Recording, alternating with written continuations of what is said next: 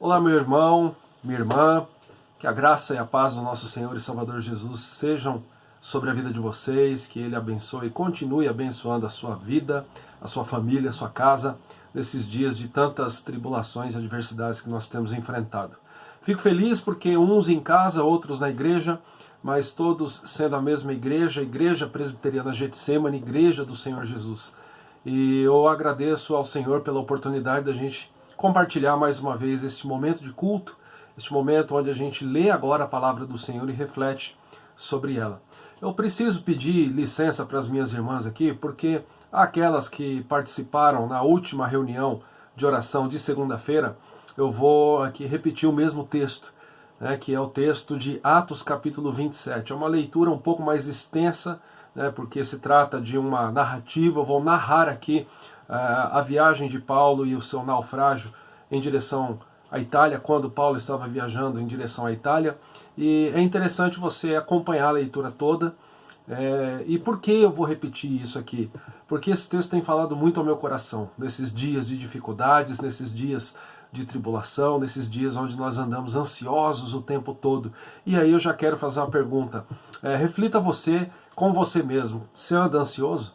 Você anda preocupado demais por aquilo que viria acontecer e muitas vezes não acontece? Você já parou para perceber isso? Como muitas vezes nós nos preocupamos com algo no futuro que vai acontecer e este algo, este acontecimento não vem? E aí a gente pensa, puxa vida, como eu me preocupei à toa, como eu gastei energia toda à toa, como eu deixei de dormir muitas vezes à toa. Certa vez eu ouvi o seguinte: você está com medo do futuro? Tenha certeza de que Deus estará lá. E aí eu já quero que você tome nota disso. É um texto onde a gente vai perceber a fé do apóstolo Paulo em um momento muito difícil na sua caminhada, e eu quero compartilhar isso com você. Se você puder, acompanhe a leitura comigo. Atos 27, texto que nos diz assim: quando foi decidido que navegássemos para a Itália, entregaram Paulo e alguns outros presos a um centurião chamado Júlio, da corte imperial. Embarcando num navio adramitino, que estava de partida para costear a Ásia, fizemos-nos ao mar, indo conosco Aristarco, macedônio de Tessalônica. No dia seguinte chegamos a Sidom, e Júlio, tratando Paulo com humanidade, permitiu-lhe ir ver os amigos e obter assistência. Partindo dali, navegamos sob a proteção de Chipre, por serem contrários os ventos. E tendo atravessado o mar ao longo da Sicília e Panfilha, chegamos a Mirra, na Lícia. Achando ali o centurião um navio de Alexandria, que estava de partida para a Itália, nele nos fez embarcar. Navegando vagarosamente muitos dias, e tendo chegado com dificuldade defronte de Cnido, não nos sendo permitido prosseguir por causa do vento contrário, navegamos sob a proteção de Creta, na altura de Salmona.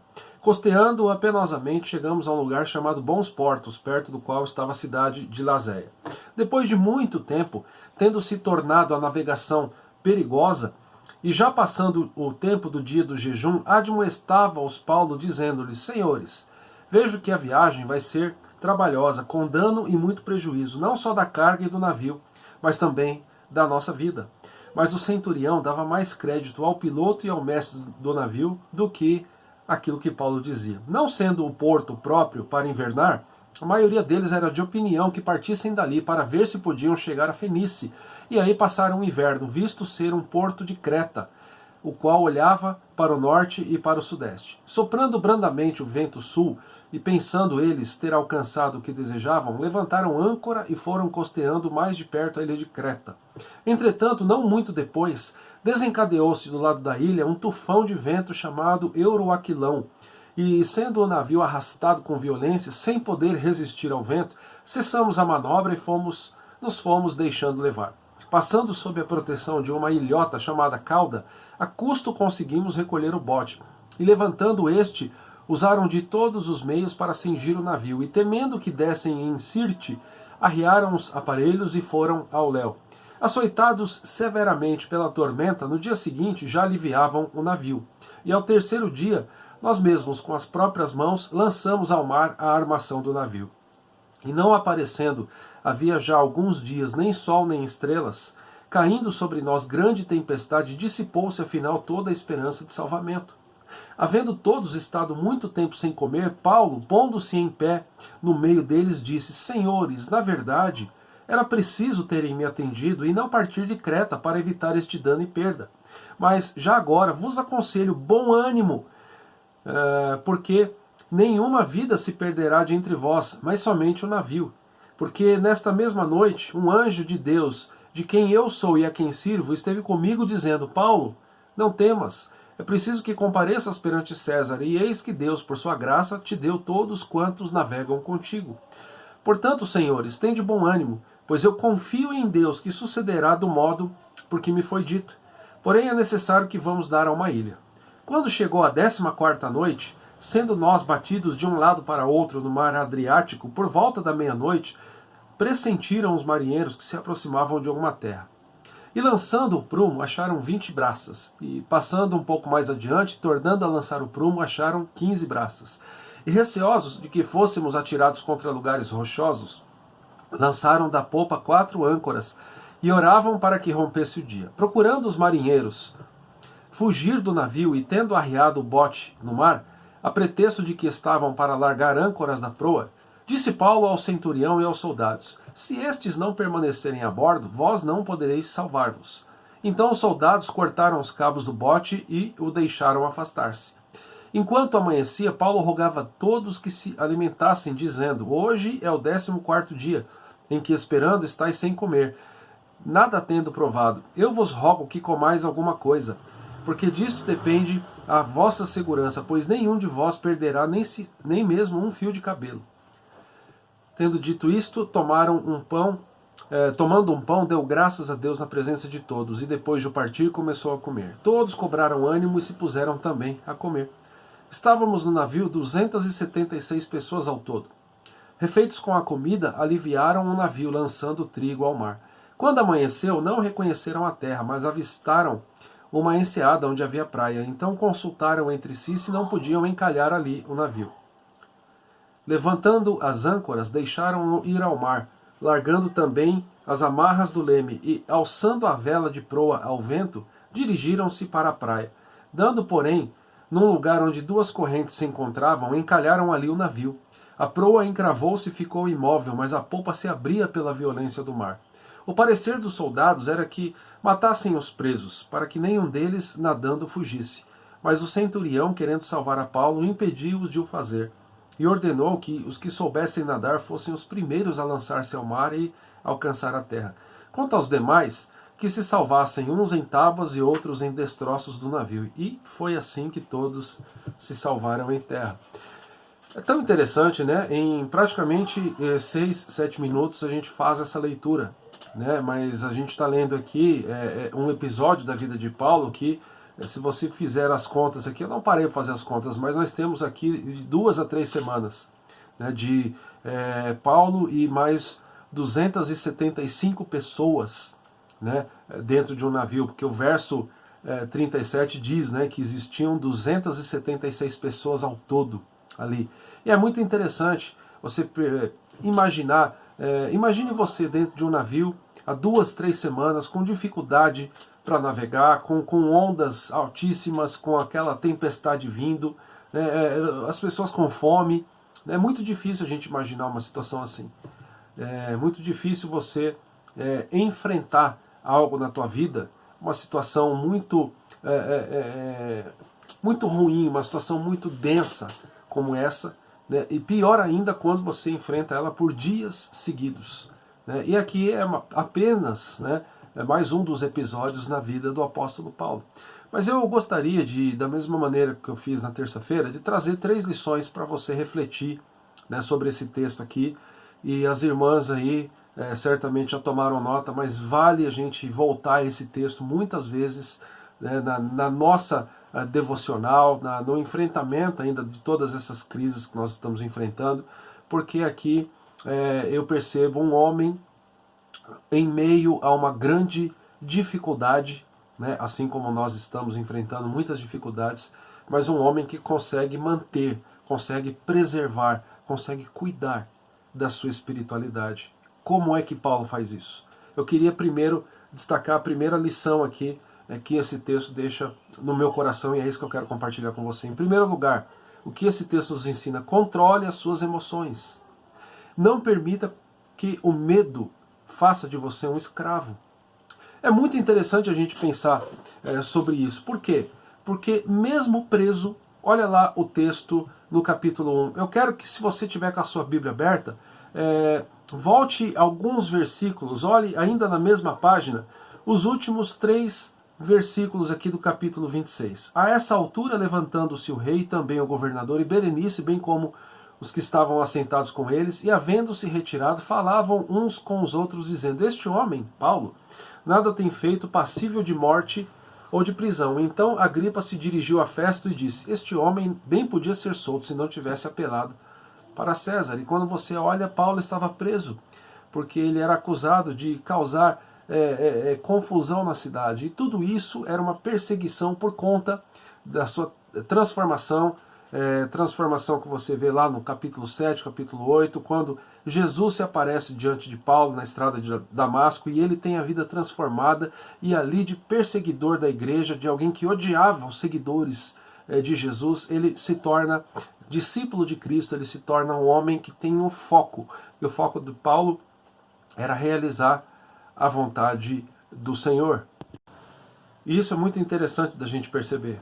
E no realizar a vontade do Senhor, para Paulo muitas vezes significava apanhar, né, levar açoites, chicotadas nas costas, ser preso, né, ali como a gente vê no capítulo 16, Paulo e Silas presos, porque na verdade eles desfizeram ali uma escravidão. Depois você lê lá o relato da jovem que era possuída por espíritos malignos, e ali Paulo diz: em nome de Jesus, saiam dessa moça. E ali o lucro que aquela moça escravizada dava para os seus donos foi desfeito, e Paulo ali é preso.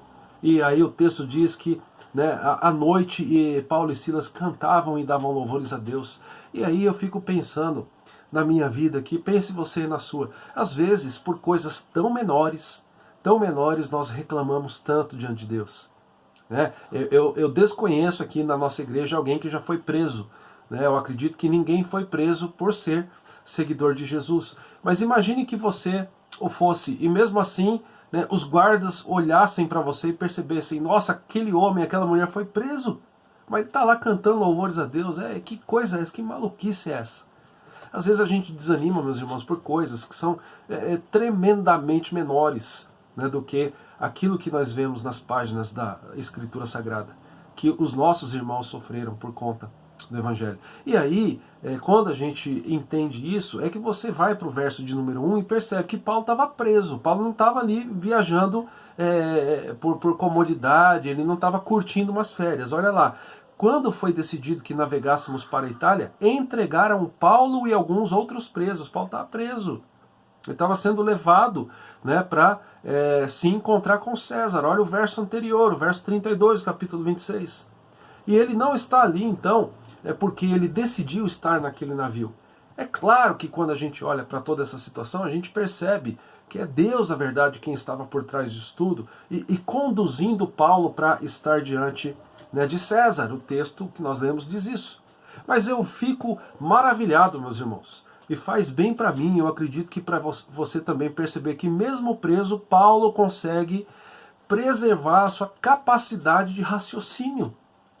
Ele está preso, mas a sua capacidade de raciocinar, né, ela está intacta. Por isso que eu digo que nós precisamos controlar as nossas emoções e não permitir com que o medo nos escravize. Olha lá a capacidade de raciocínio de Paulo. Acompanhe na sua Bíblia o verso 10 e o verso 11. No final do 9 diz o seguinte, que Paulo os admoestava dizendo, né, aos líderes ali do navio: senhores, eu vejo que a viagem vai ser trabalhosa, com dano e muito prejuízo, não só da carga e do navio, mas também da nossa vida. Mas o centurião dava mais crédito ao piloto e ao mestre do navio do que aquilo que Paulo dizia.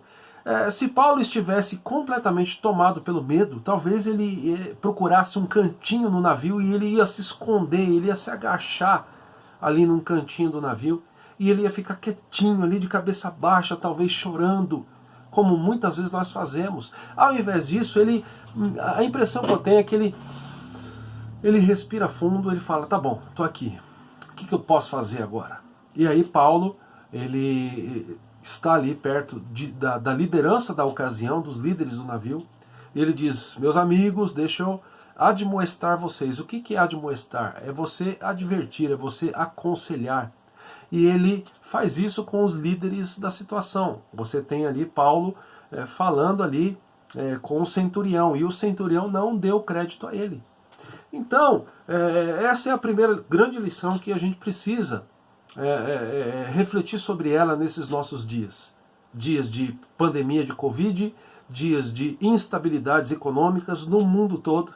Quem acompanha o mercado financeiro percebe a reviravolta que existe no mundo aí das ações, mercado imobiliário, né? Uma confusão. A impressão que nós temos é que todos os líderes estão perdidos. Nós estamos assistindo pessoas que falam que a gente precisa ir para a direita e depois tem que ir para a esquerda. Sabe por quê? Porque no final, ninguém tem a certeza, a convicção das coisas. Você já parou para pensar assim? Mesmo que o presidente de um país, e vamos deixar o Brasil de lado, porque afinal de contas a gente tem discutido tanto sobre a nossa política nacional, mas pegue um país, né, uma grande potência mundial. Às vezes o presidente da França, dos Estados Unidos, a chanceler Merkel da Alemanha, eles estão perdidos muitas vezes. Você acha que eles têm 100% de certeza, por exemplo, da eficácia da vacina que está sendo distribuída? Não tem. E aí, tudo isso causa em nós uma ansiedade, tudo isso causa em nós, são elementos que vêm para trabalhar essa instabilidade emocional nas nossas vidas. E quando eu olho para esse texto, eu percebo que Paulo tinha todos os motivos possíveis para se entregar a esse desespero, e ele não faz. Ele não faz. Me parece aqui ao contrário, me parece que ele está aqui preservando a sua capacidade de raciocínio. E é isso que a gente precisa fazer. Então, em primeiro lugar, controle as suas emoções. Não permita com que o medo te escravize, com que a ansiedade te escravize. Tá? Essa é a primeira lição. Mas esse texto, ele continua nessa narrativa, né, dos perigos da viagem e do naufrágio, e eu tomo para mim e reparto com você uma segunda lição. Cuidado para você não ser apenas mais um pessimista no meio da multidão. Cuidado para que você não seja apenas mais um pessimista no meio da multidão. Olha só que coisa interessante. Em meio ao caos, porque como nós estamos dizendo, nós temos aqui pelo menos 2, 3 semanas desta viagem tenebrosa, dessa viagem terrível, cheia de perigos, cheia de fome. Imagine você quantas pessoas estavam ali reclamando da situação. Imagine quantas pessoas estavam gritando desesperadas. Imagine o cenário caótico. Tenta se imaginar ali naquele navio. Você já está ali há mais de 2 semanas e a viagem ainda está no meio, e o navio não consegue ir, cada vez mais vento, mais chuva. Você imagina o frio, você com as suas roupas ali molhadas, um navio que não deve ser como esses navios de cruzeiro que existem hoje em dia, aquele navio de madeira, aquela coisa precária, você olhando água entrando por aqui, por ali. Imagine, use a sua imaginação. E mesmo no meio do caos, Paulo, ele aconselha bom ânimo às pessoas. Porque está muito ligado com a primeira lição. Porque um homem que controla as suas emoções, ele se torna aquilo que nós temos falado repetida e continuamente aqui na nossa igreja. Somos chamados a ser abençoadores. Homens e mulheres abençoados e abençoadores. E Paulo, aqui nesse momento, ele é um abençoador. Olha aí na sua Bíblia, no verso 22 até o verso de número 24. Vamos ler a partir do 21.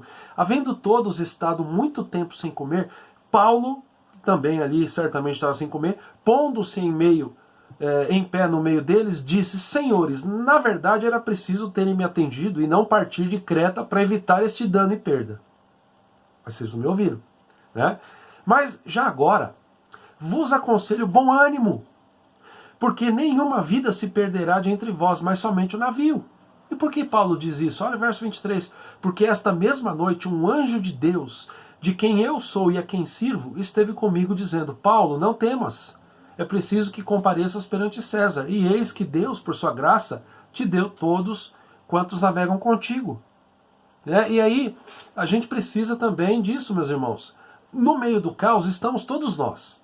Alguns em uma medida maior, outros em uma medida menor. Mas ninguém está livre, por exemplo, do Covid-19.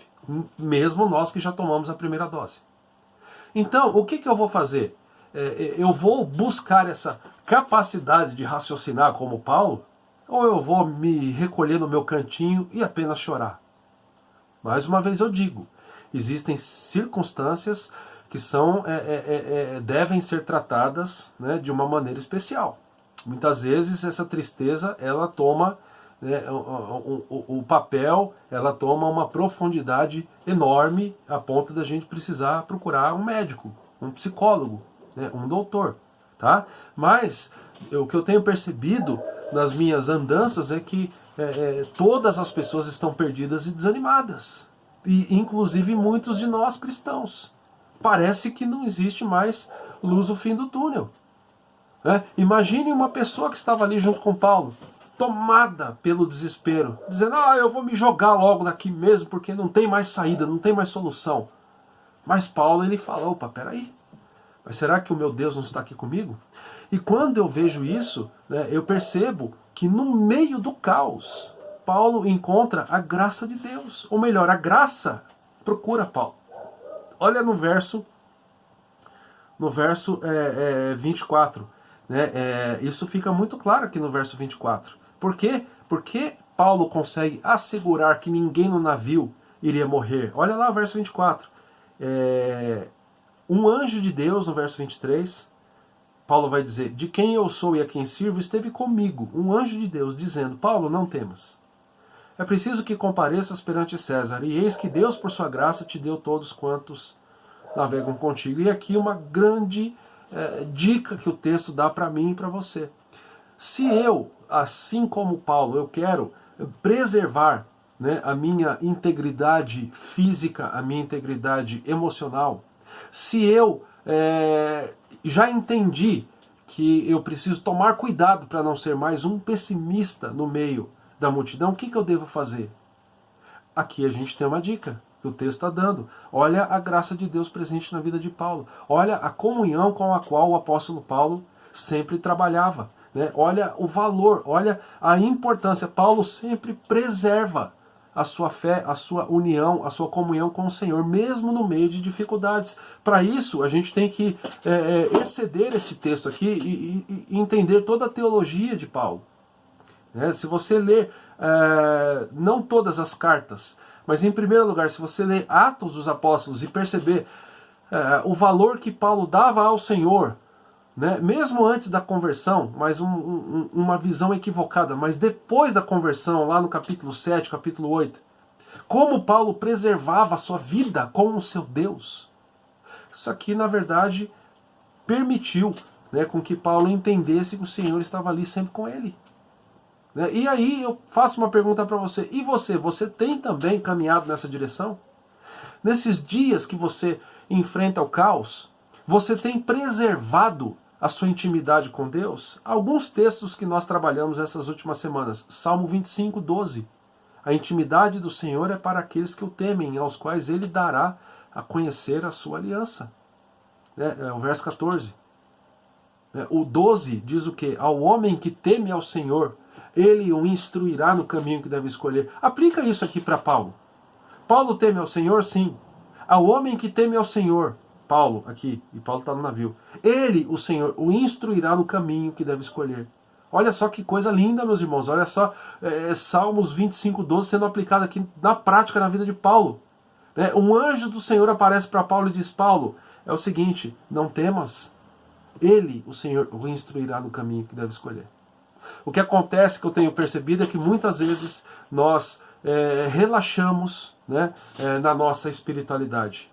Eu deixo de ler a Bíblia, deixo de meditar, eu deixo de orar, eu acho que o que eu conheço da palavra já está bom, eu acho que uma oração de 5 segundos na hora do almoço, Senhor, obrigado por esse alimento, em nome de Jesus, amém. Eu acho que isso já basta. E às vezes, antes de dormir, para mim não dormir de consciência pesada. Senhor, obrigado por este dia. Nos abençoe. Em nome de Jesus, amém. Eu acho que isso basta. E aí o que vai acontecer, meus irmãos? A gente não vai perceber essa graça. Será que essa é a postura de uma pessoa, de um homem, de uma mulher que de fato teme ao Senhor? Quando a gente olha para Paulo, a gente percebe um homem que buscava o tempo todo dizer, porque para mim o viver é Cristo, morrer é lucro. Se eu morrer, eu estou com Ele. Né? Porque em outra ocasião, lá na segunda carta aos Coríntios, capítulo 7, o texto vai dizer assim, Paulo, a minha graça te basta. O poder se aperfeiçoa na fraqueza. Por isso Paulo diz, quando eu estou fraco, aí é que eu estou forte. Perceba que quando a gente olha para a vida de Paulo, o tempo todo ele preservava a sua comunhão, a sua intimidade com Deus. Então, para você não ser mais um pessimista, preserve a sua intimidade com Deus. E se você não consegue isso, se você percebe que você está sendo um pessimista, cuidado. Talvez você precise de mais intimidade com o Senhor. E aí, meus irmãos, olha só como que a graça de Deus se manifesta. Né? Quando o verso 24 diz, Paulo, não temas, é preciso que compareças perante César, e eis que Deus, por sua graça, te deu todos quantos navegam contigo. Quando a gente vai lá para o finalzinho do texto que nós lemos, no verso 41, olha só, esta graça sendo estampada na situação. Olha só, dando, porém, num lugar, verso 41, onde duas correntes se encontravam, encalharam ali o navio. A proa encravou-se e ficou imóvel, mas a popa se abria pela violência do mar. Aqui, você imagina o navio quebrando. Agora, de fato, ele está afundando. Né? O parecer dos soldados, verso 42, era que matassem os presos, para que nenhum deles nadando fugisse. Mas o centurião, aquele mesmo que lá atrás não ouviu Paulo, o centurião, querendo salvar a Paulo, impediu-os de o fazer. Agora, aquele homem que não ouviu Paulo, talvez lá quando Paulo diz, olha, era preciso que lá atrás vocês me ouvissem, talvez aquele homem começou a olhar Paulo e falar, rapaz, quem é o Deus desse homem que está falando com ele? Esse homem ficou incomodado, esse homem ficou interessado em Paulo. E aqui, olha que interessante, né? Agora, os soldados queriam matar os presos, mas o centurião queria salvar a Paulo. Né? E o centurião, que era o chefe deles, o impediu os soldados de matar os presos. E ordenou que os que soubessem nadar fossem os primeiros a lançar-se ao mar e alcançar a terra. Os soldados querem matar os presos. Paulo seria morto também. O centurião agora quer preservar. Sabe por quê? Porque aqui, aquele que diz que faria, aquele que diz que preservaria, aquele que é fiel, que é o nosso Deus, ele cumpriu a sua palavra, ele preservou a vida de Paulo. E aí o centurião manda, pulem ao mar, homens ao mar.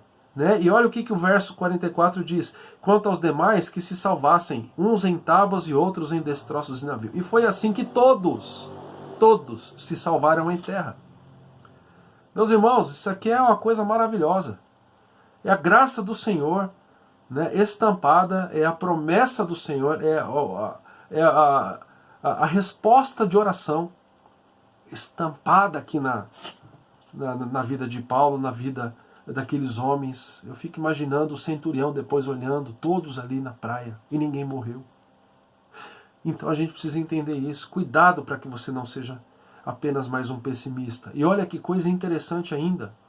Depois desta visão que Paulo teve, e depois de Paulo tranquilizar as pessoas dizendo, olha, meu Deus falou comigo e diz que nenhum de nós se perderá. Olha o que o verso 25 diz, olha o que Paulo diz ali. Portanto, senhores, tende bom ânimo, pois eu confio em Deus que sucederá do modo porque me tem dito, porém é necessário que vamos dar uma ilha. E aí eu quero fazer uma ligação do verso 25 com o texto da grande comissão. Portanto, senhores, tende bom ânimo, pois eu confio em Deus que sucederá do modo por que me foi dito.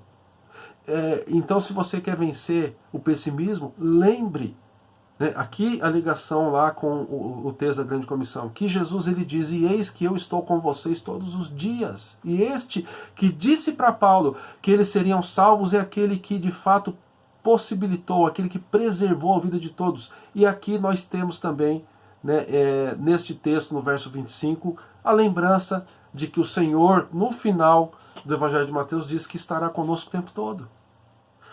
então que a gente possa ter cuidado, né, para não ser apenas mais um pessimista. Nós temos motivos de sobra para descansarmos no Senhor. E a terceira e última lição, que na verdade é um fechamento desse texto todo, diz o seguinte: esteja envolvido na obra de Deus. Paulo estava em batalha, né? Muitas vezes a gente precisa de uma palavra, de uma admoestação, de uma correção do Senhor, porque se Ele nos deixa muito livres, a gente começa a buscar apenas as coisas que nos interessam, e a nossa visão começa a ficar uma visão terrena demais.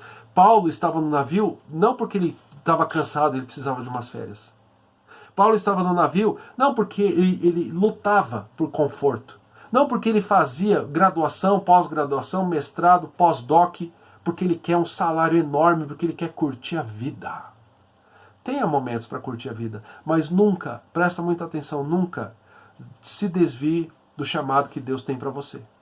Porque se você não faz e não busca outra coisa a não ser de conforto e de curtir a sua vida, cuidado, porque você está se desvinculando do chamado que o Senhor tem para a tua vida. Porque aquele mesmo que diz, e eis que eu estou com vocês, é aquele que diz, portanto, vão e façam discípulos. Tá? Eu não estou dizendo aqui, porque a Bíblia não autoriza a dizer que a gente não pode buscar um conforto, buscar viajar, buscar bons momentos com a nossa família. Não, a Bíblia em local algum diz isso. Mas em toda a sua extensão ela diz o seguinte: faça a vontade de Deus, obedeça. Então cuidado para que você não viva desvinculado, né, da vontade do Senhor. E eu tenho comigo que estar envolvido com a obra de Deus é um fechamento, é a terceira lição que ela engloba tudo que nós falamos até aqui. Por quê? Porque Paulo consegue controlar as suas emoções, que é a nossa primeira lição. Ele consegue permitir com que o medo não escravize. E Paulo, ele não é mais um pessimista no meio da multidão. Por quê? Porque ele estava focado em realizar aquilo que o Senhor tinha para a vida dele. Faça assim na tua vida. Eu tenho certeza que você, no meio da multidão, vai ser alguém que vai dizer o seguinte: meus amigos, meus irmãos, tenham bom ânimo, assim como Paulo teve. E eu quero encerrar deixando essa palavra com você: tenha bom ânimo, porque o Senhor Jesus está com você todos os dias da tua vida. Obrigado, Senhor, por essa palavra, que o Senhor nos mude, que o Senhor nos chacoalhe, Deus, a ponto de não buscarmos outra coisa com mais profundidade do que vida com o Senhor. Que vida com o Senhor seja de fato a nossa maior vontade, nosso maior desejo e aspiração, sermos usados e abençoados pelo Senhor, assim como o teu servo Paulo foi. Nos ajuda, Deus, se nós estamos desanimados, se estamos entregues, ó Deus, à escravidão do medo, do pânico e do pessimismo, em nome de Jesus, muda isso na nossa vida e que sejamos abençoadores aonde o Senhor nos colocar. É a nossa oração em nome do Senhor Jesus. Amém e amém. Receba a bênção do Senhor. E agora, meus irmãos, que a graça do nosso Senhor e Salvador Jesus, que o amor do nosso amado eterno Pai, que a comunhão e o consolo do Santo Espírito estejam sobre nós, povo de propriedade exclusiva do Senhor, hoje e para todo sempre. Amém e amém. Que você reflita nisso e que você olhe para as coisas lá do alto onde Cristo vive, como Paulo diz. Excelente semana, que Deus te abençoe.